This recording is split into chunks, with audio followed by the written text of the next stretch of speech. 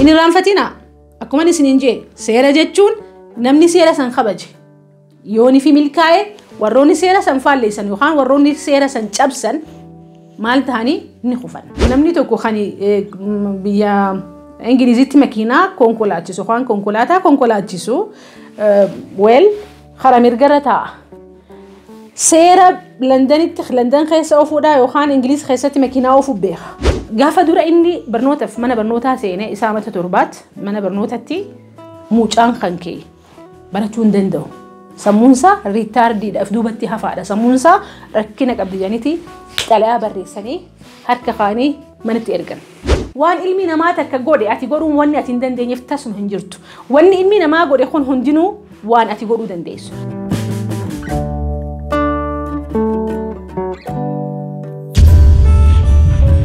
Akkamiin jirtan nagaa? Ana Su'aad Mukhtaariidha. Arras deebinee dhufne arraan tana wanni nuti waliin laallu yookaan mata dureen nuti waliin laallu mata duree the law of success jettu yookaan seera milkaa'inaa yookaan seera guddinaa. Ogguunii fi seera jenne hunda keenya keessatti waan nu dhagahamu jira sammuu keenya keessatti. Seera jechuun maal jechuudha? Seera jechuun hedduun keessan akkuma beeytanitti seera jechuun waan namni dalage tokko ittiin mindaa'u which is yooni fi seera san eeyde seera san kabajee ittiin milkooyitaa yookaan ittiin mindooyitaa yooni fi immoo seera san faalleessitee ittiin adabamta. Akkasimi so seerri yooni fi definition isaa akkana tahee seerri guddinaatis mataa isatti seera qaba guddinni. So namni tokko abalu guddatee abalu hin guddanne abaluun kun bakka guddoo gahee abaluun kun walumaan naannoo tokkotti dhalatee naannoo tokkotti guddanne abaluun kun hin guddanne maaliif yoo jennu taate abaluun kun fi abaluun kun umrii daaddaa takka ta'uu isaanii osoo hin ta'in yookaan naannoo takka irraa dhalatuu isaanii osoo hin ta'in seera milkaa'inaa yookaan seera guddinaa kan abaluun kun hojiirra oolchi abaluun kun hojiirra oolchine. Fakkeenyaaf fudhannu namni tokko kan biyya Ingilizitti makiinaa konkolaachisu yookaan konkolaataa konkolaachisu karaa mirgarra taa'a. Seera London keessa ofuudha yookaan Ingiliz keessatti makiinaa ofuuf beeka. Akkasumatti yooni fi fakkeenyaaf biyya teenya tana dhufee seerumatti makiinaa ofuun saniin karaan isaanii nurraan addaa seeraa fi wanni hundi isaanii which is the reverse dha jechuun opposite keenya. As dhufee seera saniin makiinaan ofa yoo kajeekamta. Dhugaa keessan takkaahu accidentii keessa seenaa yookaan tiraafikatu isa qaxxaa anyways etc. Kana jechuun maal jechuudha namni seeratti bulee namni seera biyya sanii seera bakka sanii ittiin bulee yooni fi badhaafamee yookaan mindaawee namni moo seera san faalleessee maal ta'a ni adabama. Seerri akkasumatti isin adaba jechuudha. So seerri guddinaatis seerri milkaa'inaatis yookaan the law of success guddinni waan barbaadu jira seera mataa isaa qaba. Automatically ati itti hojjennaan beekumsa qabaatus beekumsaan malee daleedus waan san jechuun seera kana beeytee beekuu baatus yooni fi barmaatilee seerri guddinaa si barbaachisu kana hojiirra ka oolchitu taate automatically ati hin guddattu. Yooni fi immoo consciously faalleessite seera milkaa'inaa yookaan seera guddinaa kana definitely resultiin kan kee maal tahaa ni kuftaa jechuudha. So the law of success kun irra hedduun warroota guddatanii irra hedduun warroota milkaa'anii irra hedduun warroota sadarkaa gurguddoo akka dhuunfattis akka hawaasattis akka biyyattis warroonni guddatan seerri isaan hojiirra oolchan kuni maalii waan jiru waliin laalla. Inni raanfatina akkuma isin jee seera jechuun namni seera san kabaje yooni fi milkaa'e warroonni seera san faalleessan yookaan warroonni seera san cabsan maal ta'anii ni kufan. So namni kuni waan laaftuu xiqqoo takka fakkeenya haa fudhannu mee wanni laaftuun ati usteet ma godhuu dandeessu takka maaltu jira laataa maaltu jira shunkurtaa ciru ni beeyta. Yes namoonni tokko ni beeyna namoonni tokko hin beeynu shunkurtaa ciru. Maaliif akkaataa itti ciran hin beeynu seera qaba jechuu akkaataa shunkurtaa itti ciran akkaataa itti shunkurtaa itti qabatan akkaataa itti haaduu isaan itti murru ittiin qabannu. Yooni fi seeruma xiqqaa amma shunkurtaa ciru waan xiqqoodha nu fakkaata garuu nama seera beekuuf waan xiqqoodha malee nama seera hin beekneef waan xiqqoo miti beeka. So seerri milkaa'inaa yookaan the law of success maal faadha waan tokko miti collective waan wali qabameetu nu guddisa so seerri khanduraa the law of belief jaa maal jechuudha seera amanuudha amanuu jechuun maal jechuudha amanuu jechuun irra hedduun keenya arraata keenya ni amanna arraata keenya eni milkoina arraata keenya ni iyina yes indeed garu deep inside tanandura video tanandura dabartirati kum haso inetti maybe believing kun eessa dhufa hajo raayin kharras mal fi deep inside by the way qaamni keenya kun ilama yohan samuun teenya tun ilama samu consciously yohan samu damaytu fi akkasumatti samu unconscious yohan samu raftutu jira samuulen lamaan tuni waan adda dalil garuu ma khaysa jirti beexa so samuun consciously khuni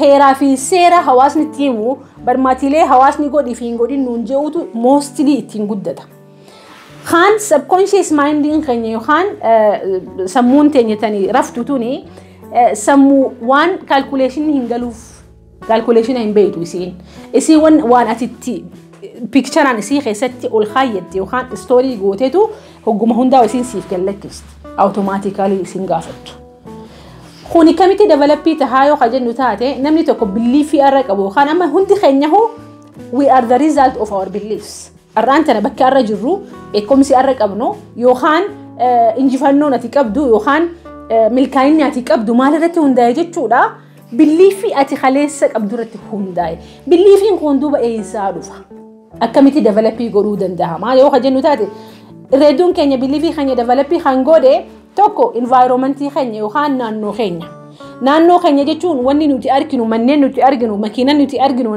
namoonni milkaan kan nuti arginu whatever benchmark si tahaatiti as keessatti ijoollummaa teetirra maal tahaa deema story tahaa deema so yoon fi magaalaa xiqqoo takka keessatti guddatte ati milkaa'inni naannawa san keessatti dependii gooteeti relatii goote yookaan ittiin shalayda malee waan haaraa takka hin qabu as keessatti maal goote story goote waan jirtuuf jecha so namni khuni khandura durso khani belief isa khana develop godhe isarrahi naannoo isarrahi itti aanee belief system isa khan develop godhu ammas maali amantarraani barnoota amantarraa inni fudhatu khuni akkana khuni ni taha khuni hintahu this is right and this is wrong jamne waan amantaan nutti himtu khan warroonni abbootiin amantaa keenya waan isaan sheekotiin keenya akkasumatti abbootiin amantaa keenya waan isaan nu barsiisan kunisi belief system keenya keessa seeneti story ta gaafa nuti ijoollee tahee ijoollummaa qabee jechuudha then ammas maali economy da yohan which is pilarin tokko hawaasummaa keessatti economy da gaafa ijoolleedha nuti waan beeynutu jira namoota qabeenya qaban namoota nuti arkine akkasumatti waan namoota qabeenya qaban sanirraa haasawamaa ture you see khana hundaatu sammuu teenya keessatti store tahee deema and then khambira education barnoota mana barnoota seenna warroota baratan kan nuti gaafa ijoolleedha akka role modelitti yookaan akka ifdura keenya ilaaluutu jira so sammuun teenya waa'ee barnoota hogguu haasoytu of duba deebitee story san gaafatti waa'ee maallaqa waa'ee diinagdeedha waan laaletti sammuun teenya if duba deebitee gaafa ijoollummaadha waa'ee diinagdeerra haasamu waa'ee abbootiin qabeenya naannoo keenya jiran godhan waa'ee haadha fi abbaan keenya waaree haasan kana hundaatu stoora nu keessatti ta'a qaama keenya keessatti sammuu teenya keessatti unconscious or subconscious mind keessatti jechuudha and then kan biraa maali family keenya yookaan maatiin teenya what to do and what not to do kana godhi kan hin godhin kuni qaanyiidha kuni akkana nama duratiin haasayin ati akkana ati dubartiidha ati dhiira all this ijoollummaa keenya amma kun hundinuu maal nu godhaa deeme akka gaartii programii nu godhaa dhufe so yooni fi ati guddinaaf haate khanam maaltu si sakhalan guddoon siitu maali belief system ati qabdu belief system ati qabdu khana garu itti beene irrabbeene okay belief system nan bakka tanati qabu na fayyadee jira na guddisee jira belief system nan bakka tanati qabu garu fooyya'uudha qaba belief system nan bakka tanati qabu maal ta'uudha qaba jijjiramuudha qaba jennee gaafa murteessine qofa seera milkaa'inaa khana keessa yookaan the law of success belief jaamu khanarati ka gaariti dalaguun nurra jiraata waan ta'eef khanarati ka gaariti emphasize isini godha so the law of success in kun amma akkuma isin je seramiti dura durs mata dure kanyatti kaasun serri goonan ati beekumsa qabaatus beekumsa dhabdus maal goota ni injifatta ammoo seera jechuun seera san jalatti bulli taanan you are going to be punished so akkamitti duba namoonni tokko qabaataa tahanii namoonni tokko barnoota isaanii irratti fiixan bahanii namoonni tokko immoo even if fiildi takka barataadha family takka irraa dhufanii well background tokko qabaatanii maatii takka irraa dhufanii tokko so successful tokko haala milkaawaadha yookaan guddaadha nama milkaa'ee tokko immoo he is like normal maaltu kana fide lamaan difference katti fide belief system isaaniiti maalifi belief system kan kee guni fati dalagaadhaaf lafaa kaate no bakka tanatti dhaabbaddu ifa bicaasi garsiisa Tuguati ani jijjiiramuun hin danda'a ani tokkoffaa bahuun hin danda'a ani soso'uun hin danda'a ani namni ilmi namaa tokko godhee taanaan anis godhuun hin danda'a aballu godhee taanaan anis godhuun ni danda'a hin raanfatina akka tanatti karaa positivii ta'een hinaafuun gaariidha hinaafan gaariidha karaa positivii ta'een maalifi waan ilmi namaa takka godhe ati godhuun wanni ati hin dandeenyeef tasuma hin jirtu wanni ilmi namaa godhe kun hundinuu waan ati godhuu dandeessu garuu seera ilmi namaa waxoon seerran warroonni milkaan suni apply godhan ati apply hin goone seerran ati sila maal godhuu qabdu akka ati fiidu hoggaati fiiguudha kaate lakkii dhaabbaddu hoggaati waan kana godhuudha kaate lakkii taa'e seerri kun akkam isin godha isin fakkaate seerri biliifiidha kun maaliif deep inside nu keessa jira hundeen isaa nu keessatti hidhamee jira in beetu ati akka inni siiru in beetu akka inni milkaa'u si dorge in beetu dhiiroo ammaalin ta'e ani waan hedduudhaan yaalee ani barnoota hedduudhaan yaalee ani dalagaa hedduudhaan yaalee ani biyya hedduudhaan deemuu yaalee ani wanni nani hin godhin eegan daladhee fi amma jidduu wanni nani hin godhin hin jirtu jettaati you don't know waan si saqaalee waan if dubatti si deebisaa jiru ati maaliif qaaman soso'uu kan kee qofa laalta deep inside kan keessa kan kee hidhee kan sammuu tan ta'e guduunfeetu jira maal sani biliifii jedhamu sani yookaan amanuu waan takkatti amanuu jechuun automatically fakkeenyaaf ani waan takka din godha jedhanii lafaa ha'uu fi waan san godhu malee ani abadan numa hin rafne yookaan waan san milkeessu malee ani gammachuu hin qabu jettee itti lafaa ha'uun waan so even resultin ati qabdu tunu yookaan resultin ati fidde wuxxeetin ati fidde kun hundinuu yooni fi kan shalagamu taate resultii biliifii keetiti gaafa nin guddadha nin dandaya jijjiiramuun nin dandaha okay ani nama jaalatamu ani nama gaariidha ani nama bareedaadha ani nama milkaa'inni naan malee ani nama jijjiiramni maleeni jettee ifitti himtee akka gaariitti biliif sistemii kan kee kana xareedee akka gaariitti xareedee gaafa lafaa kaate wanni ati gootu enerjiin ati itti waan saniin gootu okay akkaataan karaan ati waan ati saniin ittiin adda addatti yaaltu wal dhaba fakkeenyaaf fudhannu Thomas Alva Edison light bulbii kan nu dalage jechuudha Thomas Alva Edisoniin kuni gaafa dura inni barnootaaf mana barnootaa seenee isaa mata torbaat mana barnootatti mucaan kan kee barachuu hin danda'u sammuunsa retarded af duubatti hafaadha sammuunsa rakkina qabdi janiti xalayaa barreessanii harka kaanii manatti ergan dhaqeetitti inni way beekaa waan jaaniinis dhaqee haadhatti kannee ummiyyee kana jaanii beekaa mana barnoota raasitti ergame jee dhaqee haadhatti kanne haati ni banti gargarii ni laalte oh great jetteetitti fuutee mucaasii harka qabdee mana barnootaa deemteen mana barnootaa geessitee waan jetteen ni beeytanii dhagayaa jetteen mucaa khiyyaa miti retardedin yookaan sammuun isaa kan sammuu isaa akhi mucaa khiyyaa sitti baratuunuu hin mallee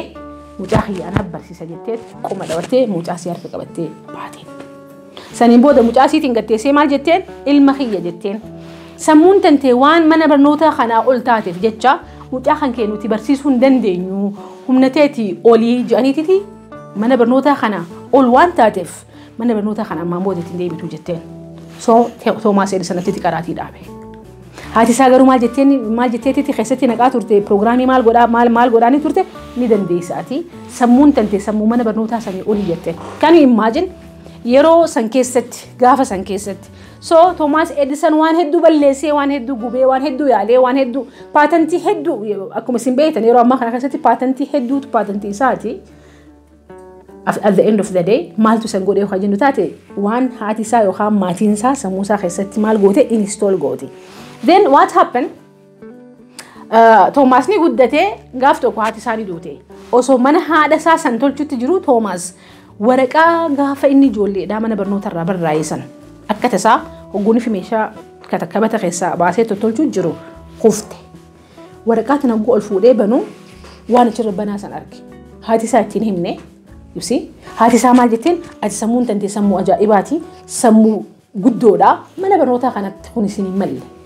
So Toomaas san ifitti himaa guddate jechuudha. Kan imagine hammam takka akka wanni haati isaa jetteen sun Toomaas irratti impactii uumtee belief system isaa jechuun waan inni itti amanu maalitti amana bakka nama guddaa an dandeetii guddoodhaan qaba ani bakka guddoodhaan gahuu danda'a ani jabaadha jechaa guddate jechuudha. That is why Toomaas Alpha Edison paatentiilee dila kanaaf yeroo ammaa kana keessatti kuma beeytanii addunyaa tana hundaa'u sila meelaala galgala silaanii fi ifaan hunduu dalagamu baatee golgola jechuun dukkana biyya keessa jirtu. So kun hundinuu warroonni yeroo ammaa kana keessatti waan gurguddaa achiivii godhan warroota belief systemii isaanii kana sirreessuu danda'an.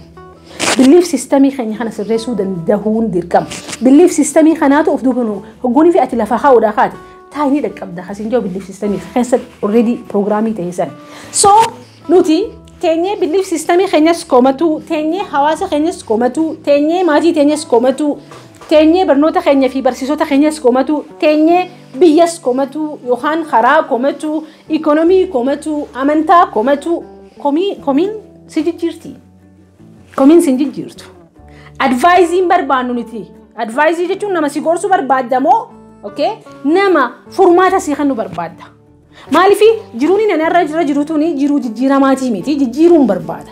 If jijjiiruun barbaada, guddachuun barbaada, milkaa'uun barbaada. Yooni fi barataa taate barnoota keetii irratti sadarkaa tokkoffaa bahuu barbaada. Yooni fi daldalaa taate daldala keetii irratti sadarkaa tokkoffaa irratti bahuu barbaada.